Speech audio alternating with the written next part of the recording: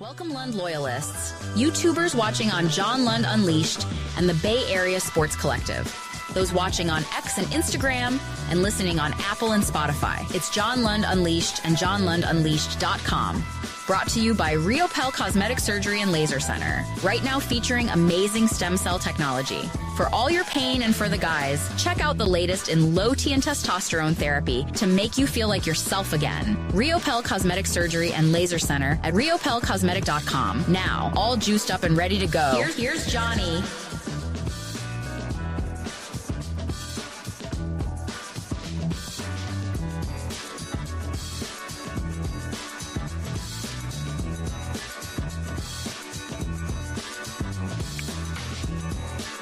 Good morning. There is your show cover for episode 112. Where will they finish? Finally, I'm going to say our long national nightmare will be over, but updating this every day is exhausting. They got a little bit of help last night. Minnesota ends up winning. They beat Memphis.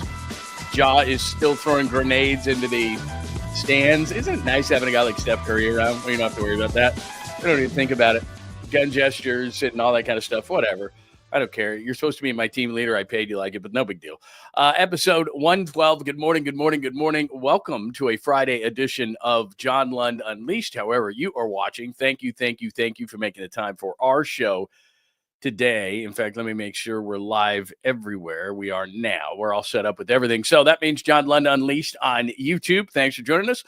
Please make sure that you subscribe, John Lund Unleashed on YouTube. Get those alerts on. Please take just a second right now and hit that like button. There's not an unlike button, I don't think, but hit that like button. It helps the algorithm, helps people find us. Thank you. Also, Bay Area Sports Collective. That's where I am. Polly Mac, of course. Polly Mac's Particles from the Murph and Mac Morning Show on KMBR and Tom Tolbert. The Tom Tolbert Show. So that one, and we'll be adding as we go along. So make sure that you do yourself a favor and hit us up on Bay Area Sports Collective. If you are watching on Instagram this morning, good morning to you. Seeing the numbers climb as we jump on X at John Lund Radio. Twitch, you can find us there. LinkedIn when you're supposed to be working or sourcing or something. Facebook as well. My personal page, John Lund or John Lund Unleashed. You can join that as well. We got a ton going on today before we take roll call. A Warriors update, finally the final one on a Friday. Now tomorrow we'll do the show at 10 a.m. on Saturdays as we always do. And I suppose we'll give you an update too, but they've got Portland tonight. They've got the Clippers at home on Sunday, which could be between the 5th and the 6th seed. But if they win out, it's as simple as this. If they win out, they're the 6th seed. That's as simple as that. Now, could they move up higher? Yes. But as it stands right now, just get out of the play-in because that makes me nervous. The one-and-done type of things make me nervous, as I have detailed many times. So 2 left, very simple. Last night, we'll tell you how that went. How deep of a run could they make? Inside the NBA, I can tell you as a guy who worked for ESPN for 10 years, I was a little bit sad last night because it was their final Thursday night, and they'll do playoffs and those kind of things. But the only reason I'm sad, not sad, I don't, whatever. It's not going to affect my life in a great way. But the only reason I guess I'm, whatever the term is I know that things will get ESPNized. That's just how it's going to be. The ESPNized way that things are going to do it. I just know ESPN. It's not going to be the exact producers and these people that you don't see behind the scenes. And you're going to be kind of like, what is going on? Now, maybe they'll leave the thing alone, but we'll get into that a little bit. I just know ESPN, and they've left Pat McAfee alone for the most part. I just hope they don't mess with the show. I just hope against hope, and I just know how they work, that they're somehow going to try to put Screaming A on this show. And I just hope guys like Charles Barkley have it in their contract or something. Like, this is the show. The show is not Stephen A. Smith. The show is not. And I have a piece to play for you today from Bob Myers, and Bob is so brilliant. And my relationship with Bob Myers goes all the way back to his Portland days when he was the agent for one Brandon Roy. And if Brandon Roy didn't rip up his knee and he basically was bone on bone and they just couldn't figure the whole thing out, so his career ended early. But Brandon Roy was a really nice player for the Blazers, really had a bright future in front of him. Bob Myers was his agent, and we had him on before then. And then Pop and I used to have him on weekly, both on 95.7 and on KNBR. And he's just a really smart guy, and it flies in the face of everything that ESPN is doing. So he was on the set last night with Kendrick Perkins and and Brian Windhorst and, and all those guys. It's just, you have a take, you have a take, you have a take. And then Bob is just like, look, this is the way things are. And he had a really interesting thought on the dynamic between coaches and general managers that I think is really fascinating. And it's just, Bob Myers would be cool to go on that show or something like that. But I just have a feeling because ESPNizes everything, especially with as much money as they're going to be paying for Inside the NBA. I just think they're going to try to get Screaming A on there or somebody that's going to screw up the chemistry. And as we know, chemistry in any kind of a personal relationship, professional relationship, whatever the case may be, it just takes, you add this, you subtract that. They're already going to be subtracting Ernie Johnson, and he's a bigger part of that thing than you realize. I mean, the other three guys are the stars, but he allows it as a guy who's done that my entire career, in which I, kind of point guard people around. It's harder than it looks. And EJ makes it really, really easy. So they're going to throw somebody else in there that's going to change the dynamic of things. And are they going to be like, look, I'll have my ego go in the back seat? Because ego going in the back seat and media people, it's not really the same thing. In fact, they're at odds a lot of times. And so when you see somebody who doesn't have the ego and will put others up on a pedestal so that the show is great, it's just about the show. It's not about me. It's about the show. And you're constantly having to remind yourself of that. Again, as somebody who did that for many, many years on many, many different shows, you just have to realize that it's about the show. And it's not about you. It's about the show. And you want to make sure that that's just kind of how it works. So as I see right there, Steve right away saying ESPN will screw it up. I hope not, because it's such a great show. But somehow dynamics change. Like when a singer leaves a band or somebody, and it's just there is that chemistry, and then they just quite weren't the same. So I hope that doesn't happen to Inside the NBA, but we'll discuss it. How do you run Inside the NBA? The Giants at the Yankees. Say whatever you want about it. Maybe you hate the Yankees. There's just something about going to New York. And by the way, we'll have Bottom of the Pint, Larry Krueger and I today around 4 o'clock. I haven't talked to Larry this morning, but around 4 o'clock we'll do it. I think pregame starts at like 3:30, so 4 o'clock. And so I got to still run to the store. If you have a suggestion on an easy drinking beer that's not a 9, like an IPA that's a 9 that's going to leave me on my face by the third inning, I'm still contemplating because, like I said, I got the citrus Corona beer was made fun of so much so that it scared me away, and I will not buy that. So I'm not sure. Like, I'm not going to do Coors Light, Bud Light, but I'm not going to do an IPA. So if you have any suggestions of beers that I may have to chug but aren't a 9, a 9 or a 10 in alcohol content, then I would like to know what you think of that. Pitching matchups, I really like them for the Giants. Marco Luciano hit a home run. So then I thought to myself, how's he doing? And I went, oh, not so good. We'll discuss that. Today's draft crush, I'm not going to do so much a draft crush as there's 3 names that I'm hearing, and they're at different parts of the draft. I'm going to throw 3 names up there for you as far as the 49ers draft is. We are now 13 days away from the NFL draft, and I got a few names for you of some buzz that I'm hearing. So I'll let you know. Nat Random is always throughout the show. If you're new around here, it's just stuff that can throw me. I'll look at the chat line. It'll remind me something. I'll tell a story. I'll go off on a tangent. What I like to say is we're driving down the road. We're taking a long road trip. We take bathroom breaks. We take, we got to grab some McDonald's along the way. Some are, some are shorter. Some are longer. I have an electric car, so maybe I have to go to a charger. Like, it just depends. Just depends. So anyway, that's what's happening today. Good morning. Enrique is here. Good to see you, my friend. Jake, good morning. Hurleybird, Baba Booey. Skills, my pal, is here. Scott, good morning to you. Please like and subscribe. Please do that here, John Lund Unleashed and Bay Area Sports Collective, if you'd be so kind, and tell your friends and enemies. Enrique, good morning to you, my friend. Jazz fan, hello. Who else is here this morning? Joy. Hello, Joy. Very nice to see you. AJ Cruz 75 is here. Steve, as I mentioned. Chris is here. Who else is here this morning? Daniel. Hello. He wants to sell the Kings still. By the way, I might, my wife is out of town. Like I told you, I might go up to Sacramento and see Chris Townsend, and the Mets are in town. And like I said, I love baseball this time of year. And I'm just like, oh my God, weather's supposed to be nice this weekend. I don't want to sit around the house. The dog's already getting sick of me. Dog is usually in our bedroom. I know you're going to make fun of me for this. He'll jump up on the bed. I really don't care about it. Last night, he follows my wife around, and he just slept on the couch. And then this morning, he looked at me like, where is she? I'm like, dude, I don't know. Like, she's in San Diego. She's not here.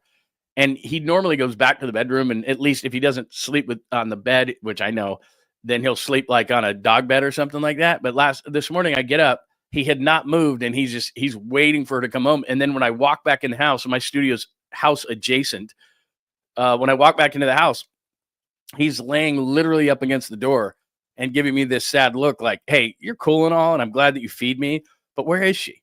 Like, when's she coming home? He lays right next to the door just waiting for her. And then he only moves, and our front room is to the right of the front door. And then he just moves over to the couch and jumps up there. And he's got a dog bed there too and never uses it. He uses it when she's home, but if she's not home, he's up on the couch and he'll be staring out the window, and he knows what her car looks like and everything. And he just looks like, where is she? Where is she? Where is she? And I've tried to tell him, look, dude, she's not coming home anytime soon. Like, you don't have to sleep by the door. You don't have to sleep on the couch. You don't have to lay by the door. Like, he's just looking at me like, you're just not that good. Not that good. So anyway, James, good morning to you. Just saw James jump into the room as well. Like I said, it's really cool that you're watching on X or Instagram or any of these different ways that you're watching, but it is really fun to go into the chat room. We have a great chat room. And if you're in the chat room just hanging out, there's no problem with that, but say hello to everybody. Say good morning to everybody. And that's very, very cool. All right, let's start at the top. So hopefully this is the last Warriors update. And I don't even think, let me check. I don't even know if I have the bracket that I always have up on my screen. I didn't even double check it today. I might have it, but I'm not sure that I do. You're getting sick of this just like I'm getting sick of this. Oh, I guess I do have it. Yeah, I did update it this morning. There you go. So the Grizzlies lose to the Timberwolves last night. They are 47-33. Say it with me. They've got the tiebreaker over the Grizzlies and the Timberwolves. That's why they're in the 6th position right now with only a few games left in the season. So there it is right there. The Warriors with 80, I should say a couple games left the season, 80. The Lakers, last time out, they beat Dallas. They're 49-31. The Rockets are the 2. The Thunder are the 1. You know that. The Nuggets, despite firing their coach, they sit at 48-32. Nuggets have the tiebreaker over the Clippers. I just have a feeling it's going to come down to Sunday, but we shall see. The Clippers, by the way, have been hot. The Timberwolves have been hot. I think Anthony Edwards had like 44 last night and 7 threes. He looked really, really good. In watching the Grizzlies last night, the Timberwolves last night, it's another reason why I just don't want to play him in the play-in, because a guy like Anthony Edwards, like he did last night, I don't know if you watched the game on TNT, but he scores 44. It looked relatively easy for him to score the 44. Julius Randle was fairly solid. Mike Conley was fairly solid. I'm like, I'm not saying the Timberwolves are better than the Warriors, because they're not, but it's like, I just don't want to mess with that kind of stuff. So that's what's going on as far as the standings are concerned. Thank God. Can you say it with me? We're not going to be having to do these things after Monday. I just can't wait until it's done, and then we can actually talk about who they're playing, what's going on. I don't think they're going to drop into the play-in. Their fate is in their hands. That's what's great, and that's what Minnesota's win did last night. So essentially what you've got here is you beat Portland tonight, and nothing is a gimme, and this is on the road, and Portland played hard down the stretch. You got to give them credit. So Portland's better than San Antonio, and San Antonio just beat you at home. But knowing the way of the Warriors, they're actually going to focus in for this game, and then it just comes down to Sunday. Clippers have the tiebreaker over you at this particular point because of that loss against San Antonio. I just want them to stay out of the play-in. That's it. So if they have to be the 6, we had illusions of grandeur, and we thought maybe 3, nah. Maybe 4, nah. But if they could be in that 5-6 range, I'd love to avoid the Nuggets, but I've come to the realization that you can't avoid everybody for that long of a period of time. And plus, and I said this about the Grizzlies, so I've got to be consistent. When I looked at the Grizzlies firing their coach, I went, that team's a mess. I want to play them. And then I looked at Denver and I said, well, they fired their coach. They're not a mess. Well, there's something going on. And the speculation I've heard so far through a couple of phone calls and just what they're saying on TV is that, yeah, Mike Malone's demeanor rubbed people the wrong way. And I saw an interview with Jokic, I think it was yesterday, the day before. And he's like, yeah, I'm on board with whatever management does. And it's like, yeah, because they talked to you beforehand. So maybe a lighter hand on this team. I don't know. Mike Malone won a championship. We don't have to go over that because we just did. But I guess if I'm going to be consistent and say that in my mind, Memphis, their outlook changed to me, that they're having problems, that they're having to fire their coach with 10 games left in the season. And Denver, I thought to myself, well, that doesn't change anything for me. Well, there's got to be something there.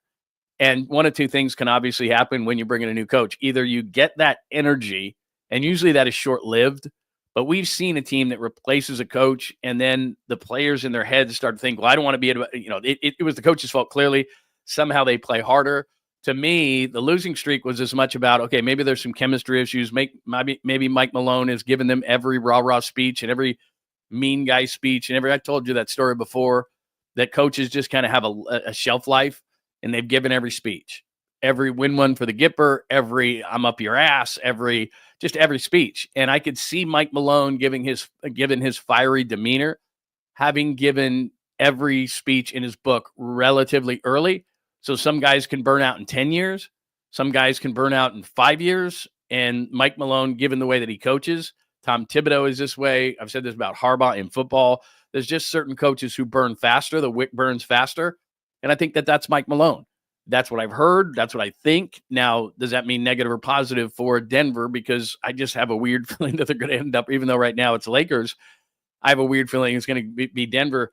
I would much rather have it be Lakers than I would Denver, even with a new coach. I think that maybe just because it was so close to the end of the season, they might get a burst of energy out of this whole thing. But Denver, it's very, very simple. Jokic is going to do what Jokic is going to do. It's all the guys around him. So what is Michael Porter Jr. going to be? What is Aaron Gordon going to be? I don't expect much out of Russell Westbrook. It's the guys that help them win a championship. Those are the guys. Is Jamal Murray, because over a number of playoffs over the last few years, Jamal Murray has been a playoff demon.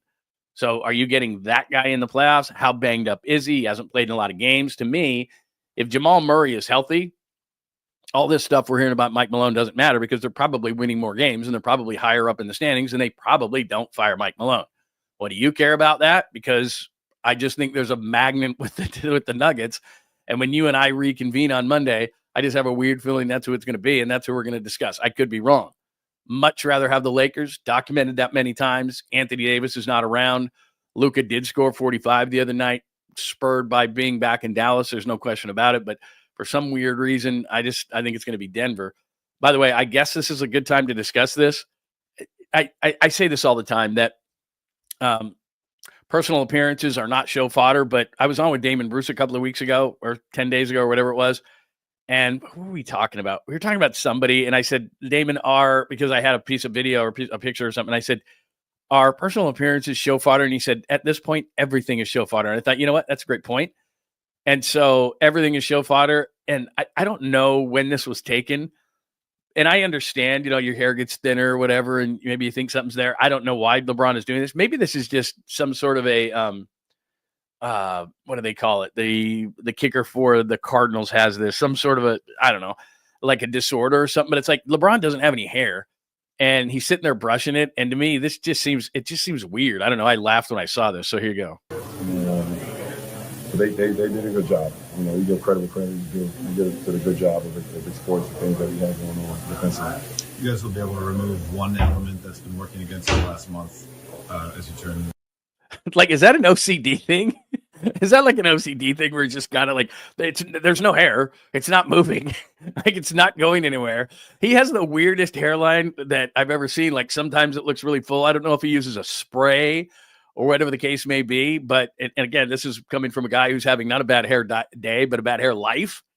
But still, I'm like, that's got to be some sort of an OCD thing where he just feels like he's got to do that, because the hair's not moving. And if you wanted to do it, all you'd have to do is like, maybe I don't know, something. But I mean, just take a towel and just like wipe your head off or something, because you're not, like, nothing's moving. There's no hair up there. They did a good job. OCD, man. We give credit where credit is due. We did a good job of exporting the things that we have going on. That's just so weird to me. I don't know. Maybe that's not fair. Maybe that is not show fodder. I'm just sitting there going, dude, what are you brushing? Like, what are you doing? I don't know. Maybe it's just me. Maybe that just was not fair at all. Anyway, we needed a break. There's the Warriors update. 2 left tonight, Portland. Sunday, the Clippers. So tomorrow, you and I will reconvene, and hopefully it's not to talk about like what we talked about against San Antonio, but hopefully it's a win over Portland, and then it just comes down to Sunday against the Clippers. And the Clippers have been playing some really good basketball, especially with Kawhi Leonard. That's not really a great team that I want to see. Charles Barkley did say on Inside the NBA last night, he gave them the curse of Barkley, because he said behind Oklahoma City, that's the second best team in the West. And I just feel like when you have to differentiate, I talk about this all the time, you have to differentiate between an 82-game team and a 16-game team, a 16-sprint team. And Oklahoma City looks like an 82 to me. I could be wrong. Houston, to me, looks like a 16-sprint team. I think they could be a 16-sprint team. They have that kind of a team. The Lakers, to me, or more of a 16 than an 82. And I mean 16 in that you need 16 wins to win a championship. The Warriors absolutely are. The Clippers absolutely are. Because when you have an older team, they cruise through the 82, or not cruise through, but they get through the 82. And they want to play for the 16. So like with Harden and Kawhi, they don't want to play 82. They want to sprint for the 16. With the Warriors, they know they have to do certain things in the 82, but they want to sprint for the 16. That's just, they're better. That's an older team, a veteran team. LeBron James, those kind of guys, they're built for the 16 sprint. They understand. They just want to get there in a certain position. And for me, can the Warriors, and that goes down to how deep of a run on the chalkboard. So how deep of a run could they make? A lot of it depends on matchups, clearly. I am more afraid, and I've said this time and time again, and I'd love to get your thoughts on this. LeBron needs to go to Turkey. Sorry. That's where all those hair transplant ads are, right? LeBron needs it. Where is it? Damn it. LeBron. Yeah, that's where all the hair transplant ads are. I mean, those people, he's got enough money. They can come to him. So if LeBron's having hair problems, then obviously he's got enough money to fix whatever it is he needs to fix. I think he needs to go to one of those. What do? They make it look like it's hair, but it's just really super short, like almost like a military cut kind of a thing. Because sometimes you'll see it. I swear he uses like kind of some kind of black spray, because some days I'll look at it and watch a game, and LeBron will have this hairline that's straight across. It looks perfect. And then other days it'll have this patchy stuff like last night, like he forgot to put it on, or maybe the sweat got to it or something. But doing the hairbrush, that's OCD, man. That's just OCD. Topics. No, it's not Topics. Topics is like believe me, as someone who knows, is like a powder or something like that. This thing is like an actual, not a surgery. I'm not going to say it's a surgery, but some people have it done, and then it looks like it's like you've got super short military cut, but your hairline is like good. Like some days it looks good like that. Anyway, long story short. But as far as how far they can go, because I was thinking about this morning, if they get Denver in the first round, I'm very pessimistic. If they get the Lakers in the first round, I feel really good. If they have to play in the play-in, it's not that I don't think they can get the Timberwolves at home. All right, you beat the Timberwolves at home, you get the Rockets. Can they beat the Rockets? I've said this time and time again. I think at the end of the season, getting the Rockets, even though they didn't win, gives you kind of a sneak. What I mean by that is they get a sneak preview of the Rockets. So let's just say, and I don't think this is going to happen, I think they're going to be the 6. That means they're going to be the 7 or the 5 or anything but the 6. But I'm going to say they're going to be the 6, and we can talk about this on Monday, and we'll make fun of me because of it. But let's just say that you're an advocate of saying, well, how about they just drop to the 7? They beat the Timberwolves. They take on the Rockets. The advantage to that is they got a sneak peek of the Rockets. Now, they lost, and I understand that, and the Rockets played really well and all these kind of things, and they defended Steph in a physical manner. But what they did was, and they didn't need to win the game, and I was a little surprised that Houston, given the fact that they could play the Warriors in the playoffs, I'm surprised that Houston played everybody, but that's what young teams do. Young teams who have not proven something want to instill confidence in their players that they can go into a place like Golden State, into Chase Center, and win a game. That's what I'm saying about a 16 sprint versus an 82-game season. Because young teams, is like Denver when they won the championship, they were the top seed. Young teams who haven't won the championship want to prove to themselves that they can win everywhere and win so many games, and that's what Oklahoma City's going through. So Oklahoma City's, what are they, 66-14, whatever they are. So they're going to win 67, 68 games. They're going to be like, we're the best. That gives us a ton of confidence. We've won everywhere. That's fine. If they were to win the championship this year, Oklahoma City would do more resting, and next year maybe they'd win 58 or 56. They'd realize that, okay, we've instilled all the confidence we need. We don't have to go out and get 60-plus wins. That's where the Warriors are. That's where the Clippers are. That's where the Lakers are. Like teams like that, they know. It's about the 16 sprint. That's what I mean. So Oklahoma City is still in that place where they want to instill a lot of confidence in a very young team, and they're going to win 68 games. That's just how it is. Nowadays, the older teams go, look, if I win 50-something and I position myself fairly well for the playoffs, I'm okay. And right now, home court advantage matters. Like being the 3 where the Lakers are going to be and getting a home series matters a ton. Being the 4 in the 4-5 matchup, let's say that's Denver and the Warriors, just for the sake of conversation, that's massive. There's no doubt. The Warriors, I think, could win a championship from 4. Can they win a championship from 6, where they may have to go on the road for every single series? Now, the Rockets did that in, I think, 95 when they were a 6 seed. But if you're the 6 seed, you're playing the 3-6, you're the road team. You're probably playing the 2 seed next, you're the road team. You play the 1 seed, you're the road team. You play in the NBA Finals, you're the road team. Can the Warriors do that? Yeah. It's just really, really difficult. So if you're the 4, you move all the way up to the 4, which is highly, highly, highly unlikely. Then you get the 4 or 5. At least you get that at home. Then you get the 1, or maybe somebody upsets the 1. You'd get another home series. So yeah, it's a massive difference. But I think the Warriors walking into a Houston, walking into an Oklahoma City. But let me just stay with Houston for a minute, not get too ADD on you. Seeing them and seeing the way that they defended Steph, that was important to them because they're a young basketball team. And they thought, you know what? We're going to go into this game. We're going to treat it like a playoff game.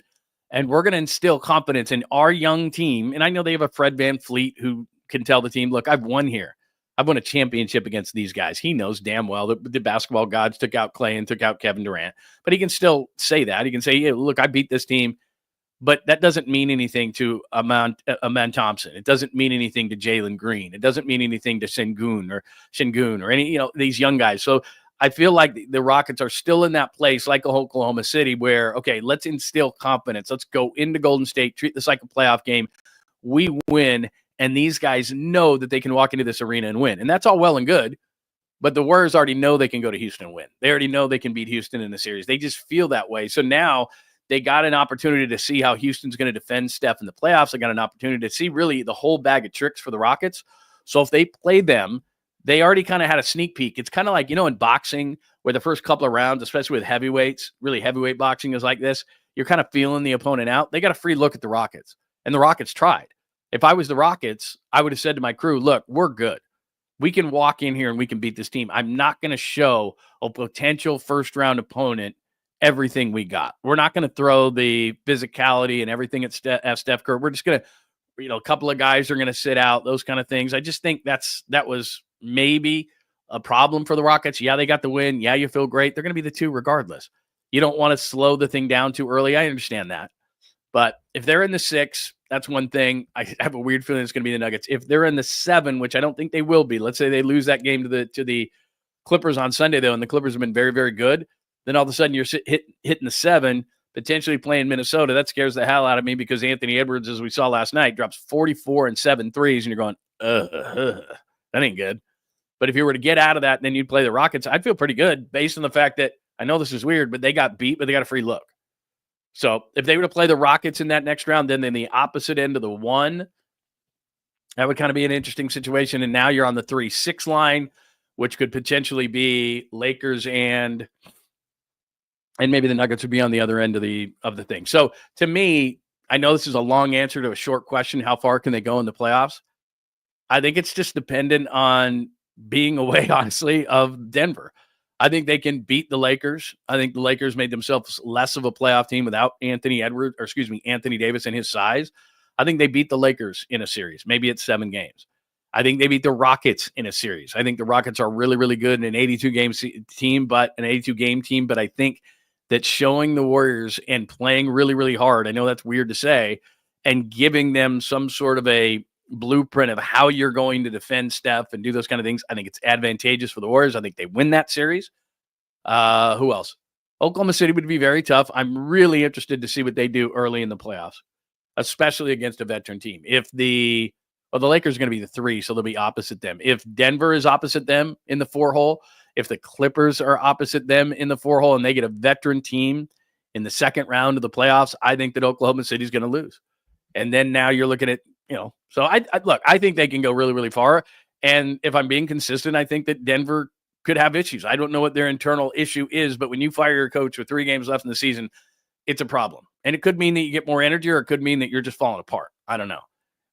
Bob Myers said yesterday, and I'm going to play this for you. In fact, let me play Bob Myers because we're going to move on from NBA in just a second. We're going to talk about inside the NBA. This is so good from Bob Myers. So ESPN, and I get it, and I like to use the term ESPNized because I worked there for many, many years, and I know what the meetings are like, and I know what it's like behind the scenes, and I know for a fact they say, you take this side, you take that side, and they do so much research, and this is what we're going to do, and this is everything from, and I'm talking about ESPN Radio, TV, ESPN News, ESPN.com. Like, they have their hands on everything, and this is why I'm afraid about inside the NBA, which we'll get into in a second. Because this is the research. This is what we're talking about. This is what we got to do. Now, McAfee doesn't do that. He's basically got a show that is leased to ESPN. I hope that that's going to be the same case with inside the NBA, and they don't try to throw their guys in. In other words, it's a separate entity. Like ESPN likes the advertising dollars, likes to make money off the McAfee show. But in terms of embracing it, they are constantly at odds. I know that for a fact. And guys like Adam Schefter go on the show and everything, but it's not a full embrace of ESPN. It's not a fully endorsed ESPN show. They like the money of it. They like the business aspect of it.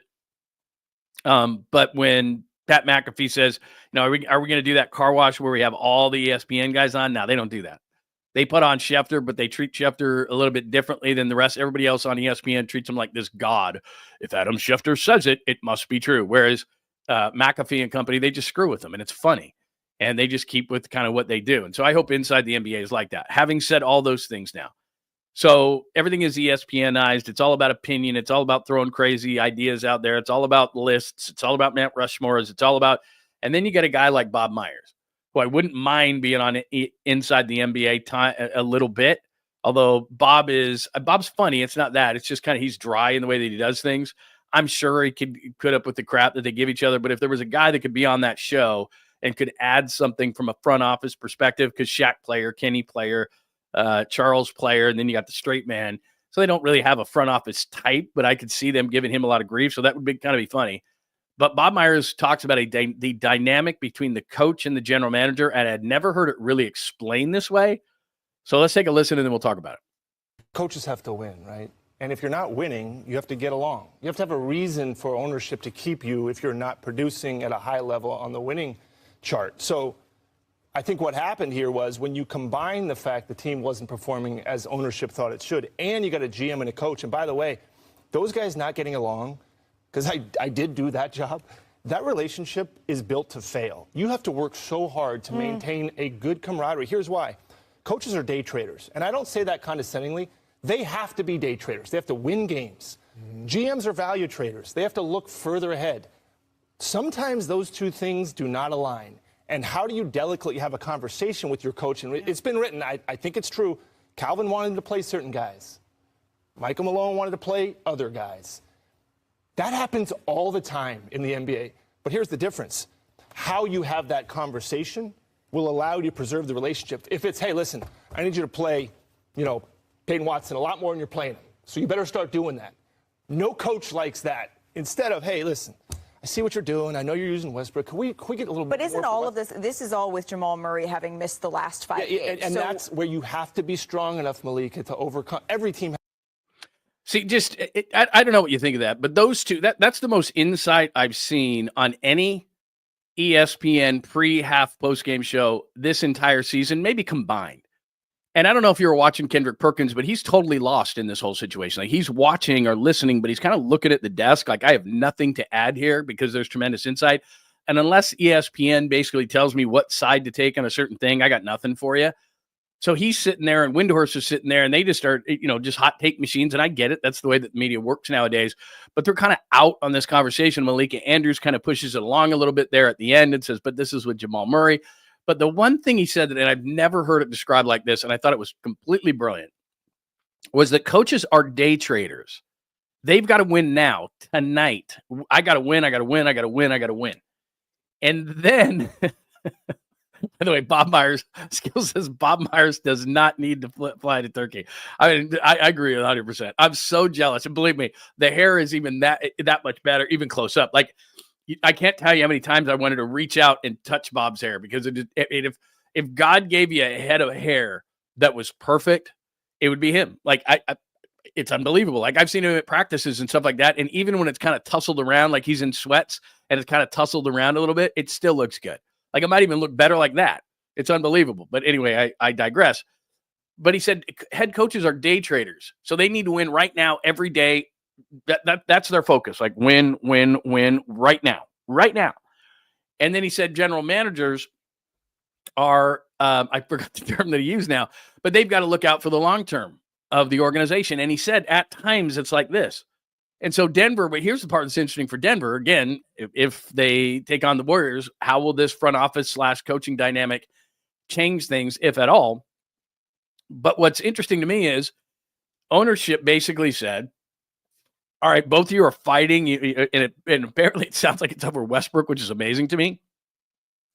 But Michael Malone wanted to go with veterans, and that's how a lot of coaches are. Steve Kerr, and I'll give Steve Kerr a lot of credit, as I was listening to Bob say this, to just kind of take a right turn on this whole thing is, Steve Kerr over the last couple of years, and it's not mentioned a whole lot, has given reins to younger players and allowed them to play. He didn't with James Wiseman. It took him a long time with Jonathan Kuminga. I don't know if a guy like Steph Curry or Draymond Green or Jimmy Butler hasn't been here really long enough for it to apply to him, where he essentially said, and I said this yesterday, I said this 2 days ago, actually, and we saw it in the San Antonio game because Podziemski just scored 7 points. It's all well and good, and Steph Curry is going to do what he's going to do, and Draymond Green's going to do what he's going to do, and Jimmy Butler's going to do what he's going to do. Say it with me.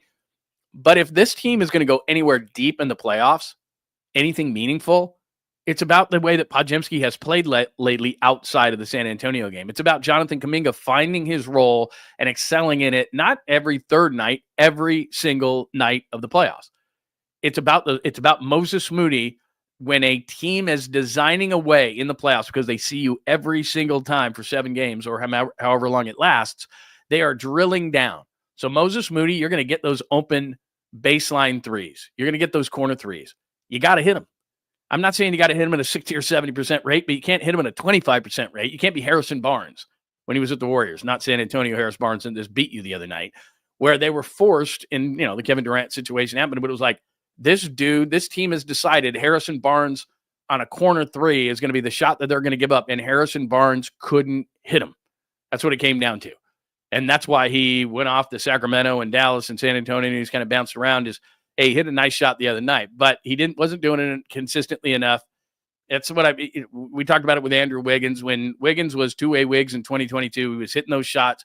That's what Moody's going to have to do, and Kuminga's going to have to do, and Podziemski's going to have to do. Those three, we know what they're going to do. But come playoff time, it's going to be about those other guys. So I don't know if Steve Kerr had a revelation or it was the front office coming together. But what Bob Myers said right there is Steve Kerr has a certain way he wants to coach. And he's earned it. He's got belts on the wall. So he should be able to tell the front office, hey, man, these are the guys we're going with. But the front office has an input. And when you have an owner like Joe Lacob, and I'm sure Denver, that's the same kind of a thing, they're involved in everything. So when they see Russell Westbrook throw brick after brick after brick, and he doesn't fit with Denver, he doesn't. Because Nikola Jokic is sitting there kicking these passes off, and you got the most wide open shot in the world. Shot created, must be taken. He takes the shot. It bricks. And after a while, ownership becomes like a fan, and they're just like, why do I have to watch this time and time again? And then they go to management, and they say, why is Westbrook ruining our season? And they say, well, you know what? He just doesn't have, and Denver does not have a deep bench. He doesn't have a lot of confidence in the young guys coming off the bench. And therefore, management says, well, Calvin Booth, GM, you didn't get it taken care of when I asked you to get it taken care of. He's not playing the right guys in my mind. You're both out. And so beyond that, and I don't mean to go on another Denver tangent, what I'm saying is that at some point it flipped for Steve Kerr. And maybe it's just James Wiseman wasn't good enough, or whatever the case may be, but it was always a charge against Steve that he wasn't developing the younger players. You can't say that anymore because Podziemski is obviously developed. Rough start to the season, but he's developed. Moses Moody has figured out his role. Jonathan Kuminga, hopefully before playoff time, can kind of figure out where he fits in the puzzle. But these are all young pieces, and it's not Curry, Butler, and Green who will determine how far the Warriors go. Because as we always talk about here on the show, say it with me, they're in the bank. I know what they're going to do. For the most part, I know what they're going to do. I know Steph had a 1 for 10 against the Rockets. That's highly unusual. And come playoff time, I'll make you a bet right now, that ain't happening. So now it comes down to the three guys, those three young guys that I just talked about, and Steve Kerr knows it. And Denver's probably thinking the same thing. That's why those guys got fired. And part of, hey, Mike Malone is kind of losing the locker room a little bit here. He's given every fire and brimstone speech that he has. But you know what? Management, not just management, ownership wants to see some of these younger players. They want to see what the opportunity could be. And he's not playing them. Therefore, he's got to go. And if the general manager is backing the head coach, which apparently he was, then they're both going. So again, to bring it back to Steve, maybe it's Steve, maybe it's front office. I understand if you're an owner, you got to let your people, no matter what sport it is that you're running of your team, you've got to make sure that it's about allowing those guys to do their job. But at some point, especially in basketball, hey, I'm watching the Warriors develop young players. I'm watching an Austin Reeves be the X factor for the Lakers. I'm watching a young team in Oklahoma City, watching a young team in the Rockets, watching, and you start looking, and I think you overvalue yourself. I think in Denver's case, they won a championship. They were never going to be a team that was going to be, winning 4 and 5 and being the Warriors or being the Spurs or having that long run. They just don't have a deep enough bench. They got hot in the playoffs. They won. They deserved to win. They had a great regular season. But I looked at Denver. I mean, the minute that there was confetti falling on the court in Denver, I thought they're one and done, because that's what we do, right? Oh, you won a championship. Can you do it again? You won a championship. Woohoo. Can you do it again? No. Did somebody say I needed to get a hat rack back there? I know. Look at that mess. I usually have those in a better space, all those hats back there. I usually do. Well, you know, like when all of a sudden you just start throwing stuff, and then I look back there now and I forgot. I was going to fix that. That looks horrendous. That looks really horrible. I just got it. They work usually on that thing, and I'm not going to turn around and fix it now, but yeah, it looks terrible. It looks absolutely terrible. By the way, some new people in the house today. J49 Antonio, it is great to see you, my friend. Did I say good morning to Rockin' New Era? It is great to see you. Good morning, good morning, good morning. Daniel up in Sacramento. I might come up there again. Like I said, I hate sitting around. I get bored, and I do have a honey-do list that I got to get done. But I thought, you know what? Go see the Mets and the A's over the weekend. Who knows? I might not do that, but I don't know. Got to do something, man. Yeah, that's it. Dom said that. I got to get a hat rack. Yeah, I got to. I just got to organize them better. Most days I haven't organized fairly well. Today it's just an absolute horrible stuff. But hat setup is still better than my hand hanging out a broken lamp. Yeah, I got to fix it. Yeah, that's because I got seriously in my closet back in my room too. I have like 50 other hats, and they're just on a shelf. And so I bring them in and out of here. I'll wear them all, whatever. So yeah, I got to fix it. Hi, Joshua. It's good to see you, man. All right, let's. So here's what we've done. Episode 112, Warriors update. 2 games left. Last night, Minnesota and Memphis was the big game. Anthony Edwards goes crazy, which makes me get even more nervous about Minnesota. I do not want to see them in a playoff game, in a playoff thing, in a playoff one-off or something like that. How deep of a run? I just told you. I think they can beat everybody in the Western Conference. Denver, I still get nervous about, but they fired their coach, so there must be something there. Inside the NBA, just really quickly, I've kind of danced around this a little bit on the show today. So they're going to do a document. Let me see. I'll pop it up here, just make it a lot easier on us for this whole thing. They're going to do a doc on it. So Awful Announcing, which the guys do a great job there. TNT is going to air Inside the NBA documentary before the transition to ESPN. So I've mentioned this a little bit during the show today. So I'll just finish off, and then we can move to the Giants talk. They're in New York, take on the Yankees today. No Stephen A. It's got to be in the contract. No Stephen A. No Kendrick Perkins. I know that ESPN is dying to put Kendrick Perkins on with Charles Barkley because they have a rivalry. And if I'm Charles Barkley, part of my contract is this is the show. Kenny, Shaq, me, and then they've got to approve whomever the host is. Because like I said, it sounds so easy to do this. You just play point guard, bro. And not Steph Curry point guard, not Allen Iverson point guard, John Stockton point guard, where it's like you're not shooting a lot. You might average 10 or 11 points a game, but you're going to be like the all-time assist leader is what you're going to be. We've got guys here can finish. Shaq can finish. Charles can finish. Kenny can finish. We don't need anybody else. So this is what we got. All right. I don't need Kendrick Perkins because they've already got enough clicks. They're already funny enough. They're already going viral with the things that they say, and they don't even mean to do it. They don't have Shaq and Charles and Kenny are real. That's why it works, because they're really saying what they believe. And a lot of times with Charles Barkley, it's just pure jackassery, but it works. They don't need something preconceived. They don't need a producer to go in there and say, Charles, you say this, Kenny, you say that, Shaq, you say this. That's why it works, because it's happening live on the air. And how they feel about each other. When they say they want to punch each other in the face, it's real. Or when they eat something, or when they tell a joke, or when they have some bits that are pre-done, but it's nothing about opinions. You can tell on that show that they just say, guys, let's not talk about it before. And again, I've done this a lot in TV and radio. And a lot of times there are certain people, and this is how it works. I've always been a person that I don't want to talk about the show in the hallway. What that means is I don't want to go over it, and I don't want you say this and I'll say that, and here's my thought, and here's what I'm going to tell you. and then you're going to say this and you're going to say that. ESPN does a lot of that. In their pre-production meetings, everybody kind of has this is what you're going to do. This is what we're going to say. These are the topics. I've been in a million of those, whether it be ESPN radio or TV or whatever. They do all these things in which it's almost like a movie and there's a script. TNT is not like that. Inside the NBA is not like that. They don't talk about it in the hallway. They don't. They might mention a certain game. They might, Charles may say something in the green room or whatever, but it's not. They turn the cameras on and they go. And that's just why it works so well. That's why everybody's into it. Whereas at ESPN, it's Stephen A is going to say this, and your opinion, Kendrick, is that. And they have these meetings, and it's like a script of a movie.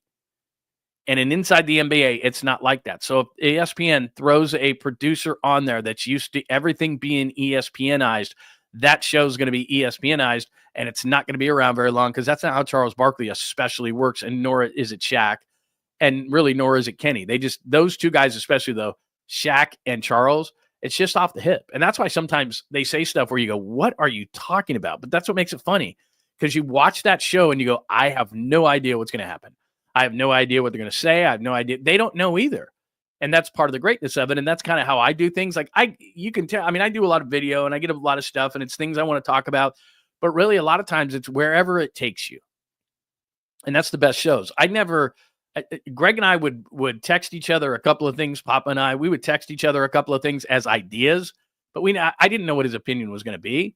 And I never made up an opinion. Oh, Greg's going this way, I got to go that way. If I agreed with him, I agreed with him. I didn't. I was just, I think I told you this before. One of the first things I ever did, I was in college, and one of the guys that I did an interview with a sports radio guy, and he was a veteran guy, and it was one of the best pieces of advice I ever got.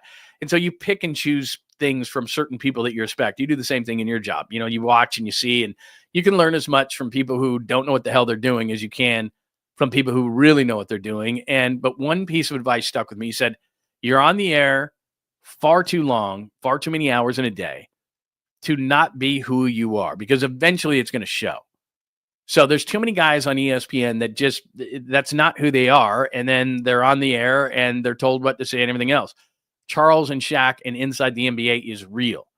And so I just hope that they don't have a producer that tries to ESPNize it and say, you say this and you do that, because they're not going to do that, number one, and they're going to be at odds. And that's why, same thing with Pat McAfee. Just that show just comes out, and whatever it is, and it's not preconceived. It's not pre-done. Now, they've got topics, just like I have topics, but the way they're going to go, I don't know. But as I watched and they were paying tribute and doing all those kind of things, at first I thought to myself, well, the show's not going anywhere. It is, but it's not. They still have the show. It's not dying. But as I thought more about it, I thought, you know what? The producers, and you might think this is really easy, the producers of Inside the NBA realized early on, let's not overproduce this show. It's not out of laziness. It's just we're going to react to the way that they react, and that's how we're going to produce the show. We're going to lay it in front of them. They're going to pick and choose what they want to do, and let's just leave it alone. Too many people have too many egos, and so you have producers who want to put their hands on it. ESPN's got a certain way that they do their talk shows, so they want to make sure that this is what you talk about, because like I said, they have oodles and oodles and oodles of research that they send through your email constantly every day. This is what you should be talking about. 45% of people think this. All those shows in the morning, all pre-done, all because of research. All like everything Mike Greenberg does is research related. Everything that they do on their hot talk shows, research related. All of that stuff this is what you should be talking about. And if you don't talk about it that way, then you're going to get a phone call.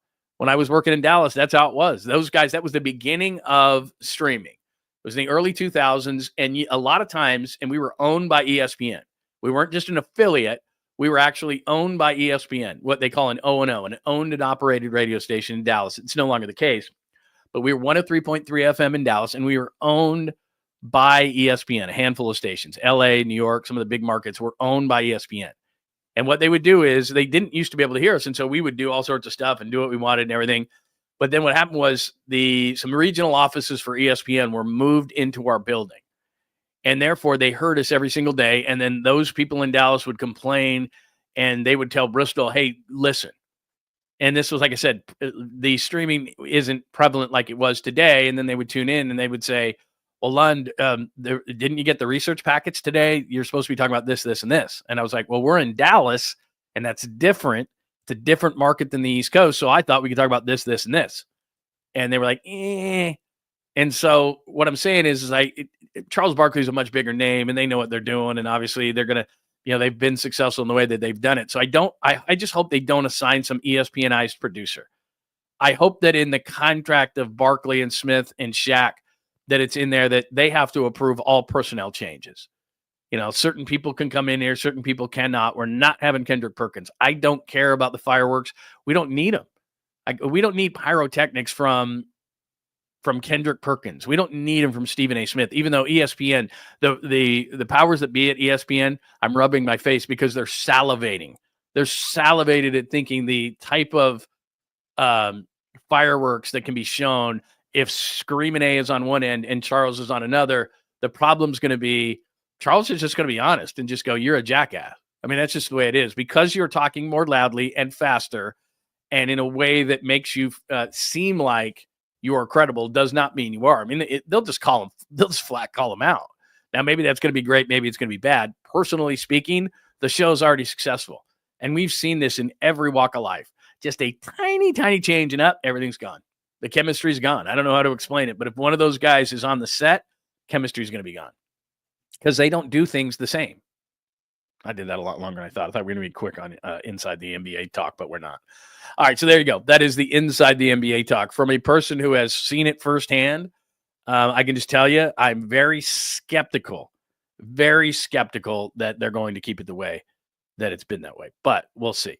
Yeah, look, they're owned by Disney. You're 100% right. And Disney will plug their trash to all. We'll see. We'll see how it works out. I hope that I'm 100% wrong. I really do. But I know the business. I know ESPN. I think that they are so good at certain things that they do. I'm not a big fan of the way that they've done things, but obviously they get ratings. It's just, this is such a good show that I'm going to take it personally if they screw it up, and I can see them doing it. That's all. Hi, Fozzie. If you take off here on YouTube, become super famous, don't sell out for ESPN. Look, everybody's going to sell out. Just depends on how much money you're going to sell out for. But the difference is Shaq has all these different businesses. He's worth $1 gazillion. I don't think Kenny Smith is hurting. And I know Charles Barkley isn't, even though he's got some betting issues. I think he's fine. I think all those guys are fine. And I think that's the major issue here is you only sell out if they throw so much money in front of you that you go, oh, well. And for some reason, I don't think Charles Barkley, for one, is good. He just wants to do it his way. I mean, remember, and I never thought this was the case. Remember when Charles was saying he was going to retire? Nobody believed that Charles Barkley was going to retire. But I think Charles Barkley would retire rather than do a show that ESPN wants him to do. So there you go. Look, I hope they keep him separate. Hi, Anthony. I hope they're going to keep him separate. ESPN can do their whole dog and pony show, and with Screaming A on one side and Kendrick Perkins on the other and all that kind of stuff. And I think Malika Andrews is extremely talented. And sometimes you look at her and she thinks to herself, I got to believe, how is this happening to me? And then you see a thing, and this tangent all goes with Bob Myers. You see Bob Myers say something extremely brilliant, and probably the people behind the scenes are like, okay, that was fine with Bob Myers. Let's get it next. Coming up, Kendrick Perkins' top 5 list of, whatever, playoff bombs, whatever. That's going to be next. And it's like, God, Bob Myers just gave you this piece of gold, this insight between the dynamic of coaches, GMs, why it works, sometimes why it doesn't. And then we're going to come back with some kind of Kendrick Perkins Mount Rushmore of, underachieving whatevers. And you're like, Anyway, sorry. I went far too long on that tangent. I just hope they don't screw it up. I guess I could have said this very succinctly and quickly. I hope they don't screw it up. I have a feeling they will. I hope they don't. All right. Giants at Yankees. And I got a bunch of good stuff from Giants at Yankees today. Let me see what I have from, that's going to be in the Caboose Pistol. All right, let's start here.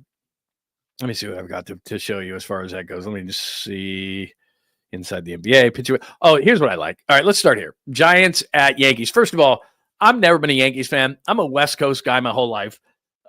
People think that the sun sets and rises and all that kind of stuff. Everything's New York. All sports are New York, New York, New York, New York, New York.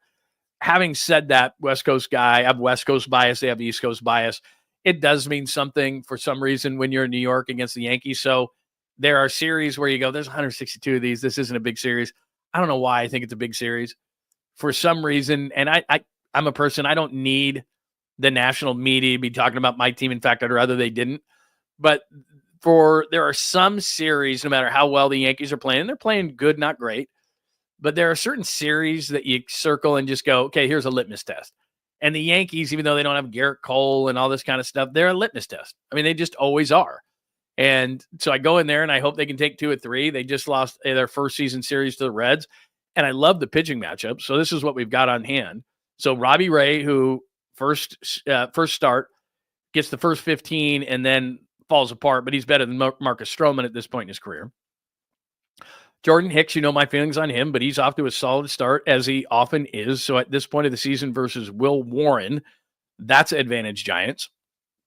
And then Logan Webb against the former Giant, Carlos Rodon, who first year was an absolute bomb. Last year was okay. This year, off to a little bit slower of a start. But Logan Webb against Carlos Rodon, and of course, that's a lefty matchup, so they'll adjust the lineup accordingly. But to me, that's 3 advantages for the Giants. Does that mean they're going to win all 3 games? No. But Robbie Ray has been incredibly encouraging through his first 2 starts, save that blow up that he had after he retired the first 15 in his first outing, but he was great in his last outing. Marcus Stroman has had success in his career. There's no doubt about it. But at this point, Ray is better. Jordan Hicks, like I said, I'd love him in the 7th inning, but he's in the rotation. I understand why.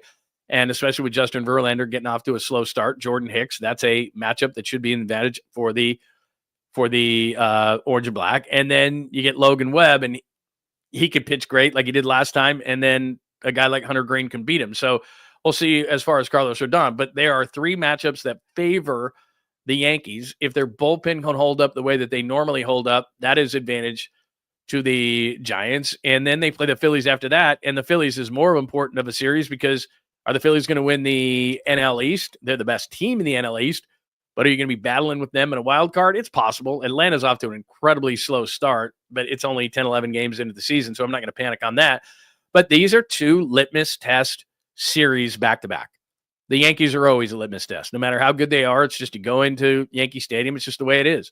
And it always sticks in my brain that last year when they started the season there, what they have 16, I think it was 16 strikeouts, something like that, 15, 16 strikeouts the first game of the year last year. And it was Garrett Cole who was on the mound, so that's a little bit different. But I don't know, just going to New York has that thing about it. And so the next 2 series are really big. Nothing against the Reds, who they've already played in a couple of series, or any of the other teams that they've played so far. It's the Yankees. And I know it's the American League, and maybe it's not quite as important as as sometimes. But the Phillies is a big series, and the Yankees that's just what we do. We're going to watch, and we're going to say, okay, there's a bit of a litmus test there. So I'm excited about the series this weekend.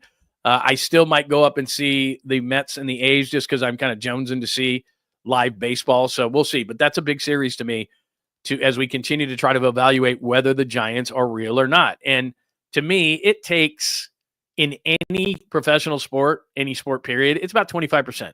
So the 40-game mark is going to tell you something about a team because generally, and I showed you the standings yesterday, it's funny. We're only 10, 12 games in, and you can see the teams that stink, like the Rockies at the bottom, and you can see teams like the Padres who are really good and the Dodgers are really good. Those teams deserve the benefit of the doubt. Are the Giants going to be one of those teams that you look at and you say, okay, they are going to be good?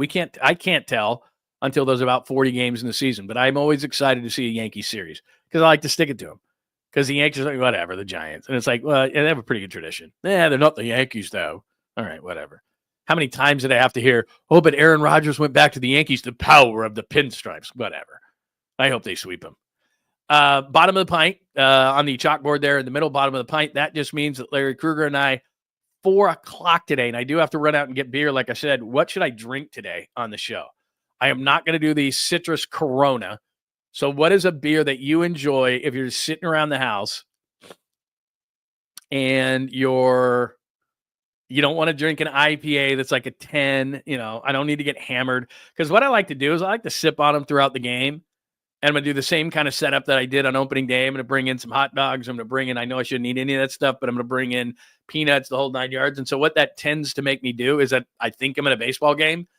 And therefore, what I do is I'll just sip on them. Where Larry just kind of chugs when he has to chug, I kind of sip, chug, sip, chug. So I don't want it to be like a 10 alcohol content. I don't know if I'm going to do Guinness. See, that's just that. I'm going to keep it on one, and I can't chug a Guinness. So it's got to be able to be a drinkable beer that's not going to put me on my face by the third inning, but that I can chug when I'm going to do that today. No wine coolers. That was not a wine cooler. That beer was not a wine cooler. It was not. I'm not going to be doing shots this early. I'll be on my face. I love shots, by the way. I love whiskey. I'm a big bourbon guy. Like I told you, I'm a big bourbon guy. I'm not a huge beer guy, but I'll do it for the people. Hard seltzers. You know what, to be honest with you, I don't mind seltzers occasionally. In the summertime, I really like them. My problem is, and you maybe call me an alcoholic because of this, I like to put vodka in my vodka seltzers. I don't know. That's just me. Modelo's not a bad call, by the way, Rockin'. Modelo is not bad. Modelo, in fact, is great. The problem is I like the dark Modelo, Negro Modelo, and that's not conducive to like chugging a bunch of beers. But if I'm at let's put it this way, I'm a huge Mexican food fan, and I don't know why it's like this. I don't drink a lot of Mexican beers, but when I'm at a Mexican restaurant, that's all I order. Like I won't order. I'm not a Budweiser person, but I won't order, some sort of a domestic. It's always like a Modelo or a Corona or I don't know what it is, why they taste better. So I might go Coors Light. That's not bad. It's funny. People make fun of Coors Light. I've talked to Tolbert about this. If he's out like on a golf course, he'll drink Coors Light, and he's a big IPA guy. But like I said, I'm not going to be drinking IPA. So anyway. Can never go wrong with Modelo's. Yeah, I mean, I think that's fair. That might be the best. That might be my go-to right now. I might do that today. Yeah, like I said, I could do a Corona. I like Coronas. I do. I like regular Coronas. I really do. And that's why I bought the citrus Corona. I thought it would be something, and it actually is a decent beer. Do they still make Lowenbrau? I don't think they make Lowenbrau. I think you're just saying that. I don't think they do it at all. I could be wrong. I love this, man. We can talk about things all day long. God, I haven't seen Moosehead. Kenny Smith just said Moosehead. My God, I don't think I've seen Moosehead in like 20 years. Unbelievable. And I guess the other thing I would say is I just don't want to be hungover. I'm not buying cheap beer. I'm not buying cheap beer at all. Let's see what else. All right. Yeah. I mean, I could search for a 4.0 IPA. There's no doubt. Let's see. Yeah, they do make a high percentage alcohol. Some of the seltzers are pretty high. Now, I'm not going to do Old English, but that's a good suggestion. Old English 800 OG drink. Dude, Old English 800 tastes like furniture polish or something, man. Amstel Light's a good beer, underrated. I think I have some Amstel Light actually in my outdoor fridge. Like I said, I've got about 20 different beers in there, and I do think I have some Amstel Lights and some other stuff in there as well. So anyway, all right. I don't drink, but I'll be all right. Very good. The 420.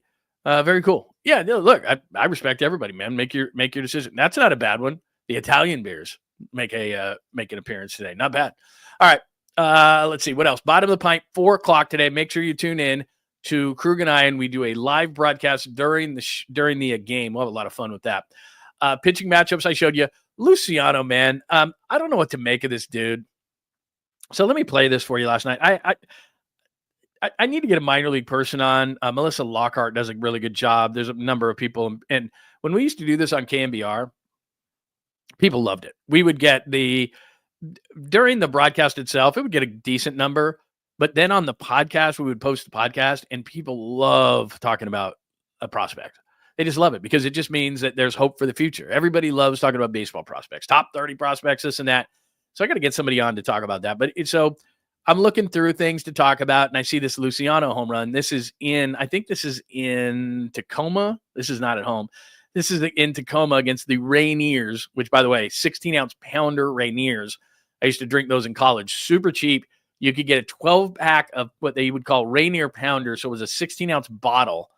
You get 12 of those for like $6.99, I think, back in the day for 16 ounces. Anyway, I digress. I think it's against the Rainiers. This might be the worst home run call I've ever heard in my life, but don't concentrate on that. Here's Marco Luciano last night in Tacoma. And an RBI for Luciano today. The 0-1 swing, and he drives this one deep into left center field, heading towards the light tower, and that one is long gone. A solo blast for Marco Luciano. He sends one deep into the night sky. Thanks. He sends one deep into the night sky. Marco Luciano. Anyway, so that's the home run. And so I thought to myself, geez, how's Luciano playing? Because remember last year, and I comped it right when he got sent down to Elliot Ramos. And the Giants had some early season injuries. And we kept seeing Ramos hit. And at some point, it was like, look, man, I know this guy may be a failed first-round pick, but you got to give him a shot. He was sent out early in camp, and we didn't really think about him. And then he comes up, and he tears the cover off the ball. So I thought, could Luciano be that? And so I see that home run last night. I know that he hit one. If it wasn't the first game of the year, it was the second game of the year or something. I'm thinking to myself, I really haven't kept up on him. So what's going on with Marco Luciano? And then I look it up, and I'm like, woof. Now, look, this is only 46 at-bats. I understand that. Hitting 174. I've seen both of his home runs, the one last night, the one, it was either first or second game of the year. 8 RBIs. He does have 8 steals, by the way, but an OPS, obviously, of 595, which isn't good. Career-wise, minor league baseball stats, 254 and an 810 OPS, so just above average on OPS. Average probably is in the 730s, low 730s, but so he's above average in OPS, but he is off to a rough start.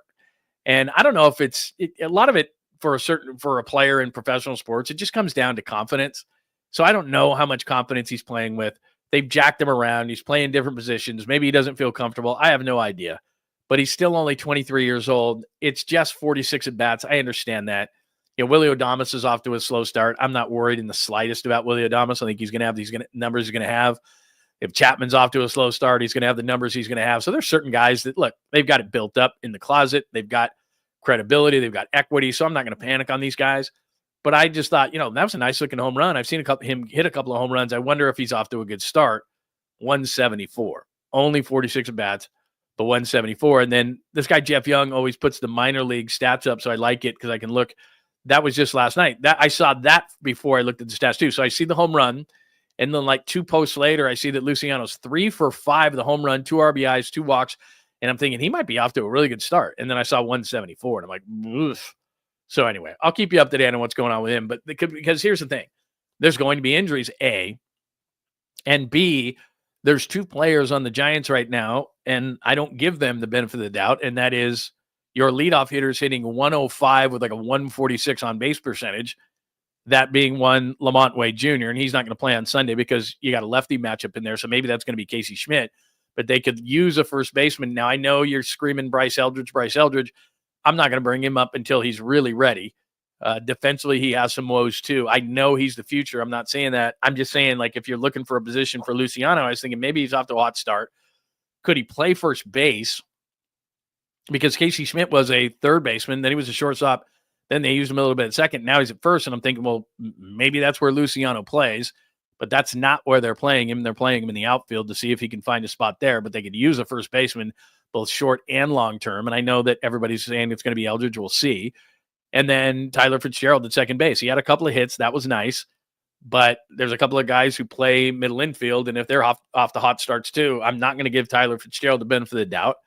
I said yesterday I'd give him 100 at-bats, so we'll see on that. So there's the update on Marco Luciano. There's the Giants at the Yankees. Bottom of the pint today at about 4 o'clock. I already gave you the pitching matchups and Marco Luciano. So there's that. Before I go out to some Niners stuff, let me hit the chat line and make sure. Is there anything else? Is there anything else other than beers that we need to hit there? Pliny's a great beer. I just don't know that I'm going to do it. What's Pliny? I'm going to go. Is Pliny like 7%? Country Club. Look at you. Oh, my goodness. I got a great story for you, John Joseph. So get this. Country Club is a malt liquor, and it's like, if I remember right, it's like a white can, and it has like a horseshoe on it, or at least it used to. So get this. I was in college, and like I said, I went to Utah State University, which is in Logan, Utah. It's about an hour and a half north of Salt Lake City, and it's on the border of Utah and Idaho. So when I was going to school, you could buy booze at 18. The of age drinking age was 18 in Idaho, and it was only 8 miles away. So you could go go get the 8 miles, put a bunch of stuff in your car. They, for some reason, Utah didn't have a highway patrolman sitting there because you're bringing booze back in. And so anyway, I was in a fraternity, and everybody pitched in one time for a party that we were going to have on a Friday night. And I was I was the social chairman for our fraternity. And so we would sit there on a Monday, we'd have this Monday meeting, and we would always have a shortfall of money. And they're like, well, what do we want to do? Or we want to buy something for, hey, we need a new big giant TV for the front room or something like that. So what are we going to do this weekend? And some young guy would go, we can have a car wash. It was like, no car wash. I don't want to spend a Saturday doing a car wash. So we'd go over all these different things. And finally, I would raise my hand because this is just inevitably what it would always end up being. And I'd say, why don't we just have a party? Because we had a giant party room and everything in there. And we'd make a ton of money. We'd charge guys like $5. And we'd charge women nothing. Girls would get in free. Guys would cost $5. Plus, statute of limitations is up. We'd have tons of beers, and we would set up. And I told you about the bar that I set up in my house my senior year. But we would get tons of beer, cheap beer, and we would sell beer. We would sell basic drinks and everything like that, and we'd make a boatload of money. So if we did a car wash on a Saturday for a fraternity, it might make $500.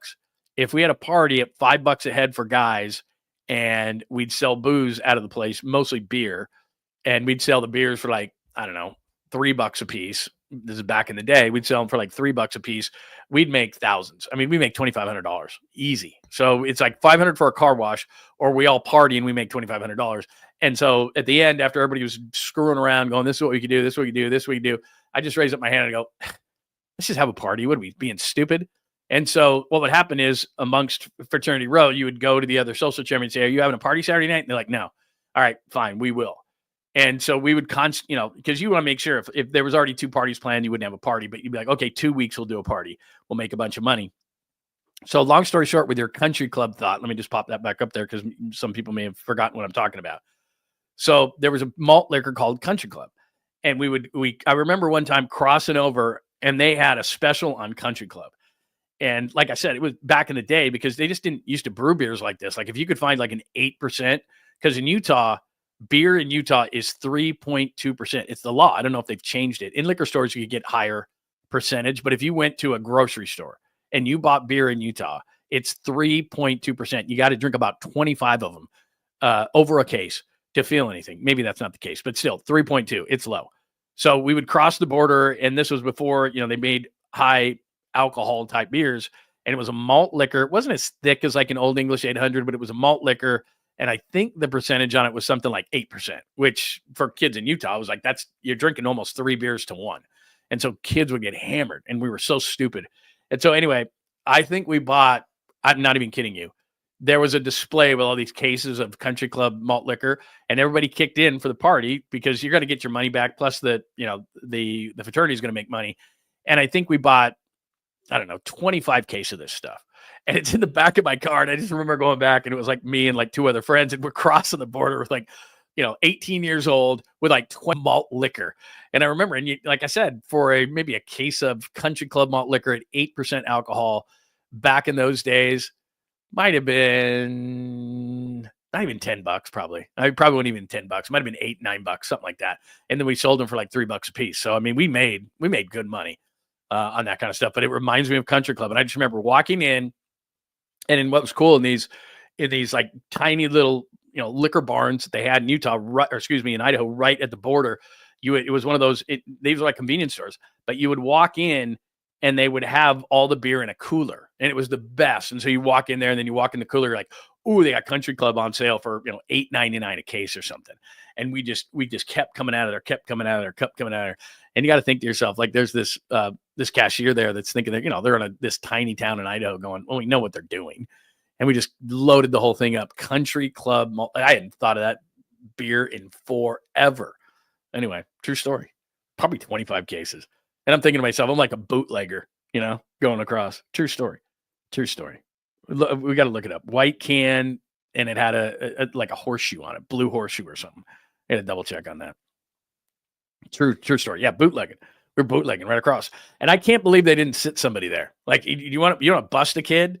I mean, my God, we had 2. Believe me, I was nervous. I'm thinking to myself, and I'm so stupid. I would always be the driver. Because, in college, certain kids have cars, certain guys don't have cars. And in college, like, I had a car, and it was like a big Chevy Blazer, So, I had a ton of room in the back of it. And so we would 3 of us would go, and we just, as many cases of beer that we could, and we're paying in cash too. So the guy's looking at us like, what is going on? It's like 2, 3, 4, 5. And here's a 10. Here's a 5. They're all wrinkled up. Yeah, it kind of looked like Colt 40. It did look like Colt 45. So kind of similar kind of a thing. That's what it looked like. All right, a couple more things. What time do we got here? Oh, 10:15. Yeah, I gotta get going because I gotta get back on here at 4:00. I got things to do, people to see, places to go, beer to go buy. Let's see. You might be right, Pine. The cops are paid off by the liquor companies. That's how it works, man. It's just like you never see cops on the roads leaving big casinos. Yeah, you're right. Because think about that. If it came out that all these kids were crossing the border and getting busted, it was like, what the heck with that? In fact, this is a similar style of story. They would sell kegs and things like that. I don't know why we just didn't get kegs. But at the halftime of the Niners Super Bowl victory over Denver, the 55-10, I can't remember what the score was at half. It was a total blowout. And we had a party, and and this is a cardinal sin. We ran out of beer at halftime. But I was a freshman, and so I had to stay sober. And we all put money together to go buy another keg. So at halftime of that Super Bowl, it was such a blowout. I had to run. And it was only, like I said, it was only probably 30 minutes to the border. And they, like I said, they had all these bars, and they had all these, small little convenience stores that would make a bunch of money. And I remember buying a keg at halftime of that Super Bowl and running all the way back. And I made it by the fourth quarter. It was already a blowout. The game was already over. But anyway. All right, what else do we have today? Pitching matchups. Luciano today. Real quick, this is not today's draft crush. Let me leave you this today. And I have a Sweet Clean family-friendly caboose pistol, I think. What was my family-friendly caboose pistol today? I do have one. I have a great Sweet Clean family-friendly caboose pistol for you today. These are not draft crushes. I wrote this. I wrote the chalkboard last night. I wrote that wrong. Today's draft crush, I was going to give you a single draft crush, but this is just in talking to some people, some of the Niners thinking. Let me give you 3 names. I'm not saying they're going to take these guys, but just some little bit of draft buzz that's going around the Niners. There's a few names that you need to know. One would be a first rounder. I don't know that he would go at number 11, but I know the Niners like Jalen Walker. He's only 6'1", 243. Nolan Smith is the edge rusher that the Eagles got. Nolan Smith ran a 4.39 coming out of Georgia. This is not what Jalen Walker is. But the thing that's interesting about Jalen Walker is he can, and as it says here, this is Eric Edholm from NFL.com. And I got to get Eric on because remember I've told you the story about the fantasy football convention in Pittsburgh and how John Clayton was there running the whole, or basically just taking over the room. And I've told this story numerous times. But the other guy that was there with him as a quote unquote fantasy football expert beyond players and all this other stuff was Eric Edholm. And at the time, if you remember Pro Football Weekly, and they used to put out the draft guides and all that stuff. Pro Football Weekly is no longer, but he was a columnist for them. And he came into town and was at that convention as well. And he writes for NFL.com now. Anyway, this is his commentary is why I put that. But it says Nolan Smith comparisons. He said, Walker must have a plan for how to deploy him. And I believe it will pay off in time, but patience is warranted as he adjusts to facing NFL fronts. The thing that I know that they like about Jalen Walker is, A, he could be the replacement for Dre Greenlaw in one sense. And then we've talked about this before. If you can be versatile and then you can put your hand in the dirt on third down and you have an end that goes inside, kind of that NASCAR package stuff, where you have an end that goes inside, can rush from the inside on third downs, and Jalen Walker puts his hand in the ground on third down and they bring in a safety. So that, those are your passing downs kind of a thing to team with Fred Warner. And then this guy can both be an edge rusher and a linebacker and that kind of versatility because they need so much to the Niners. I don't know if they take him at 11. He may or may not be off the board. Maybe if they trade down, he might be a guy that you would look at. But I know that there's interest in Jalen Walker. So that's one name to remember.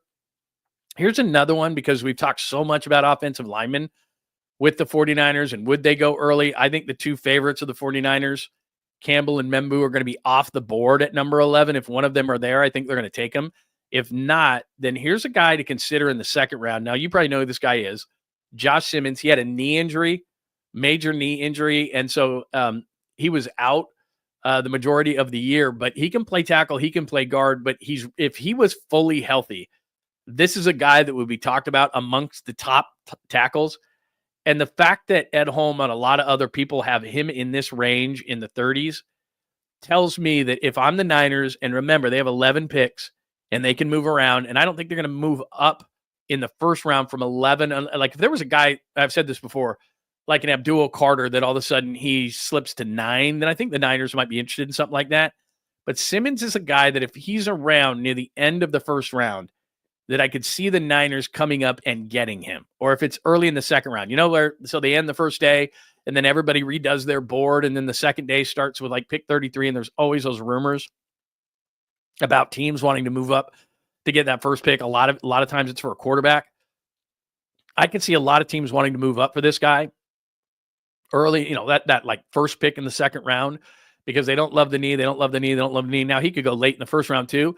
I could see the Niners, and remember, they did this for Reuben Foster. Didn't work out so well, but where they moved back into the end of the first round. Remember, Reuben Foster was on the phone with the Saints. They were going to take him, and then the 49ers moved in front of the Saints and took Reuben Foster. Unfortunate. But the idea was that I could see the Niners moving up late in the first round, or if he's not taken in the first round because of that knee injury, I could see him going like that first pick or first couple of picks of the second round, because in the second round, it's like, okay, we don't have to pay him as much. The contract isn't quite as long. Let's get Josh Simmons with that knee injury. Let's get him now, because if he doesn't have the knee injury, he would be talked about along with Will Campbell, along with Membu from Missouri as the top tackles. He's a really good athlete. So I could see the Niners looking at him. So that's a name to watch, especially if he's still on the board late in the first, early in the second. I could see him moving. And then the linebacker, if not Jalen Walker, this is a guy that was really well thought of last year. A lot of people had him pegged in the first round. Did not have a great season at Clemson, but is an incredibly good athlete. And he's one of those guys, and I talk about the coverage linebacker. Everybody wants a linebacker. Great. A lot of college linebackers can move forward. They can shed blocks. They can get to running backs. That's great. But where they get taken advantage of young players at linebacker in the league is in the pass game. And this is a guy, Barrett Carter, that has is a really good athlete. Didn't have quite the year and was really well thought of when he came out of high school. And for some reason, he's slipping down boards.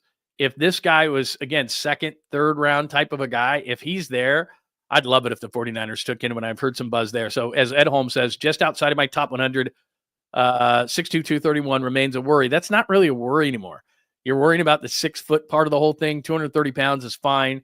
He can move really well. I'm worried about the pass game. His toughness, smarts, and some coverage ability should help him land on day 2 profiles like the Bills' Dorian Williams. So anyway, because there's a couple of other linebackers, the kid at UCLA, there's a kid out of South Carolina who's a little bit older. Those guys have been mocked to the 49ers. I'm just saying, if Barrett Carter drops to, say, the third round, if they could somehow have depending on who you like in the first round, and then Josh Simmons maybe in the second round, maybe they have to move up to get him, and then if Barrett Carter drops into the third round, you'd have a versatile defender. Like if that was your first, second, third round, what I just showed you right there, from Jalen Walker to Josh Simmons to Barrett Carter, you'd be doing cartwheels, because you'd have an offensive lineman. I don't know if you do Walker and Carter. Maybe you would, because then Walker could go down on line and then Barrett Carter could come in. I don't know. But anyway, those are some names that I'm hearing that there's a little bit of buzz around. So just, keep it in your pocket. Maybe it means nothing. Maybe it means something. But it's not draft crush. It's just a few names that I've been hearing some buzz around. So anyway, there you go. This has no bearing whatsoever other than the fact that it has to do with the draft. And I saw somebody post this, so I thought, I'm just gonna hit this. I should do this every day until the draft. What do we 13 days away? But here you go. This is just completely random, not completely off the board because it has to do with the 49ers. But somebody posted this as we're 13 days away from the draft, and I thought I would just play it for you just to put you in a better mood. 49ers select 16th pick in the first round. Wide receiver, Jerry Rice, Mississippi Valley. We were able to make a trade with New England, and we thought we had a chance, and I'll be darned if it didn't work out for us. I think you'll really be happy with it. Oh, I think I love it. Ain't no doubt. That's Bill Walsh, man. So there's Jerry Rice. He looks remarkably similar. I mean, obviously he's got the hair, and he's kind of got like a, in that 1985 kind of a getup that he's wearing. I think that's like a gold something or other within the thin tie and all that kind of stuff. But they make a trade for New England, or with New England, get the 16th overall pick, get Jerry Rice, who, by the way, had problems with drops early in his career, and I think it turned out okay. I'll double check, but I think it turned out okay. So anyway, that was just, I saw that randomly looking for stuff to talk about on the show, and I thought, well, we just got to play that. You get Jerry Rice in the first round. Yeah, that'd be nice. Anyway, there you go. All right, that is draft talk with the 49ers. One thing before we get out of here for the rest of the day, or well, until 4 o'clock, I should say. Let me play the Sweet Clean Family Friendly Caboose Pistol, because now I love playing the Caboose Pistol, because before I used to get in trouble for it. And now that I've got a Caboose Pistol open that actually is my music that I own, then I like playing the Caboose Pistol, because this is actually really funny. Here's today's Caboose. John Lund Unleashed presents the Caboose Pistol. Wedged in the crack of her buttocks. Somehow, someway, Lundo thinks this is the best way to leave a final impression on you for the day. The old Caboose Pistol, everybody has one. Did you say Caboose Pistol? I know some women who could hide a machine gun in there. Yeah. Leave me out of this, you weirdo. Here's John. Not a weirdo. Just presenting the news to people. I'm wondering if I have two pieces or not. I know I have one, and it's an anniversary, but do I have another did I have another thing that I wanted to mention to you?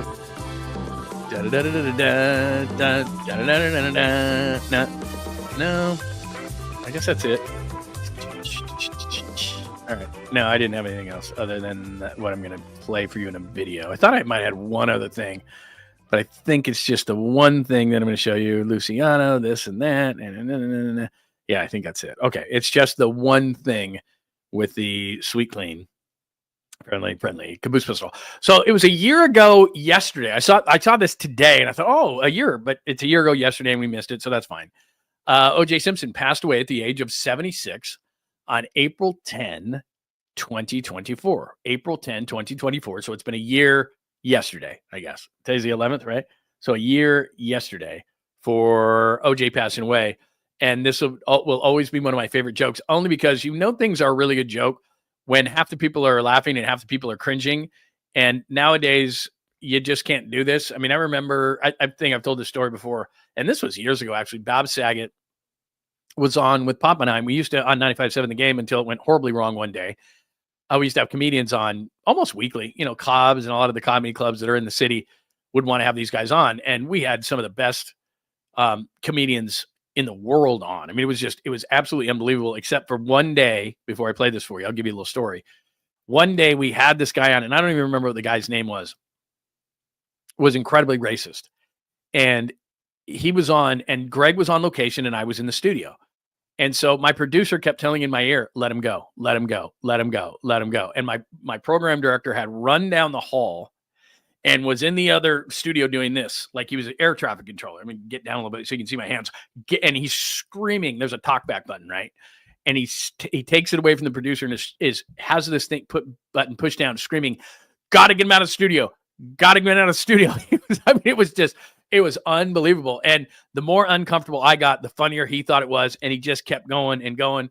And our text line's going crazy, and people are pissed off, and the phone's ringing, and all this kind of stuff. But Papa kept asking him questions because Greg is at home and I'm in the studio.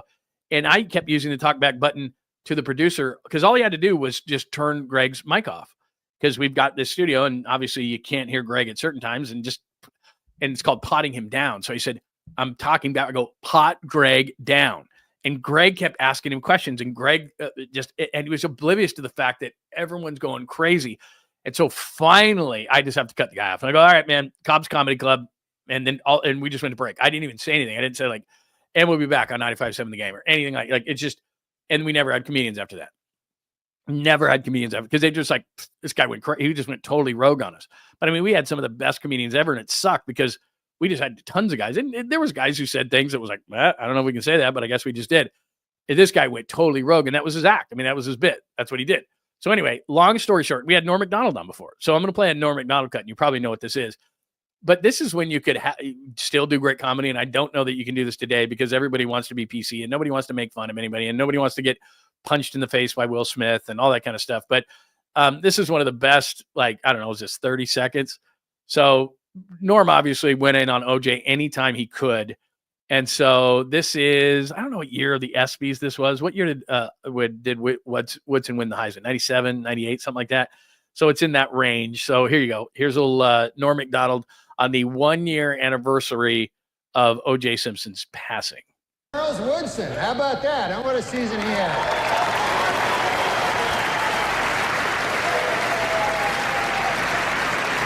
Great, man. He became the first defensive player to win the Heisman Trophy. And congratulations, Charles. That is something that no one can ever take away from you. Unless you kill your wife and a waiter, in which case... all bets are off.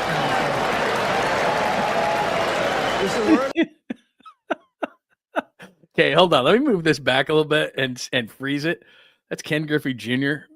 Look at Ken Griffey Jr.'s face right there. Oh my God. Because the guys in the back are just cracking up. And look at, he's got his eyes closed like, oh, I can't believe he did that. Like, it's amazing. And the way that Norm delivered it, Norm Macdonald was absolutely great. Having said that, though, we had Norm Macdonald on twice on the radio. The first time was Papa and I, and it was later on in the show. It might have been like, I don't know, 2:30, something like that. We used to go noon to 3. So it was later on in the show. He was obviously awake, and he was great, and he was in studio, and you got to have these guys in studio. So he was in studio. He was great. And then the next time he came around, we're like, we got to have Norm on. He was great. And then the second time, Norm was like, I'm trying to set him up. So he just wasn't having it. He just was not having it. He was just in a mood. I don't know what it was. And he was horrendous. I mean, just terrible. So anyway, rest in peace, Norm Macdonald. Rest in peace, O.J. Simpson. A year ago today, well, actually a year ago yesterday, the Juice passed away at the age of 76. That joke is always funny. Always funny. Uncomfortable jokes like that are always funny. We don't have enough uncomfortable jokes anymore. I don't know. It was unbelievable. I mean, the way he delivered that, but it was like every time in a set, he did that. It was unbelievable. Yeah. Ken Griffey Jr. is like, what in the hell? I mean, it's one of those ones that's like, come on, man, you got to laugh at that. Then everyone's like, oh, unbelievable. Oh, man. Let's see. Dude was up. We'll go back 15 minutes from the end of the show. Larry and Damon were ready to brawl. Really? What are they brawling about? Are they brawling right now? What's going on there? Something like that? Anyway. All right. Here's the deal. I will be back at 4:00 today. If you missed anything on the show, you can go back and you can check anything out. So Warriors update. 2 games left tonight at Portland. Please don't do what you did against San Antonio. And then against the Clippers, I expect they'll be focused in both of those things. Last night, the big game was the Timberwolves. And there's 2 ways to look at it. Now the Warriors control their own fate for 6, but I do not want to see Anthony Edwards in a 7 matchup. He scored 44 last night. How deep of a run? I think they can beat anybody in the Western Conference. I get a little nervous about Denver, but then again, they just replaced their coach. I went on a much longer than intended tangent on Inside the NBA. I just hope they don't ruin it. Giants at Yankees. It's always a litmus test, no matter how the Yankees are playing. Bottom of the pint at 4:00 with Larry Krueger. Please tune in during the Giants game. We always have fun with that. And then we do that every Friday, bottom of the pint, both here and during the Krug show. By the way, if you would just telling, you can do it however you want. Tune into this channel, because then when you give supers and everything, because we do supers for Chugs, then it goes to me. Krug's got enough, please. Pitching matchups, love all 3. Marco Luciano, I double-checked on him, hitting 174. We shall see. I wish Luciano could play a position, because struggling at first base. Maybe Fitzgerald struggling at second base, although he had 2 hits last time out. But if he's hitting 174, he's not coming up. And then I gave you 3 draft names to watch, just hearing a little bit of buzz. And then I did a sweet, clean, family-friendly caboose pistol, even though I don't have that on the board there. And that had to do with Norm Macdonald. And a year ago, OJ passed, so I had to play a Norm Macdonald cut. I guess I could have played something for like the Naked Gun or something like that, but that was funnier, I thought. All right, there you go. No Bartles and James tomorrow. I will not have today at 4:00. I'm going to go shopping after I get this up on a podcast and do all those kind of things. I'll go to the store right now. Lots of good thoughts. Modelo's are excellent. That's a good thought. Up next, 11 o'clock. Are they doing 11 o'clock today? I should know these things, John Joseph.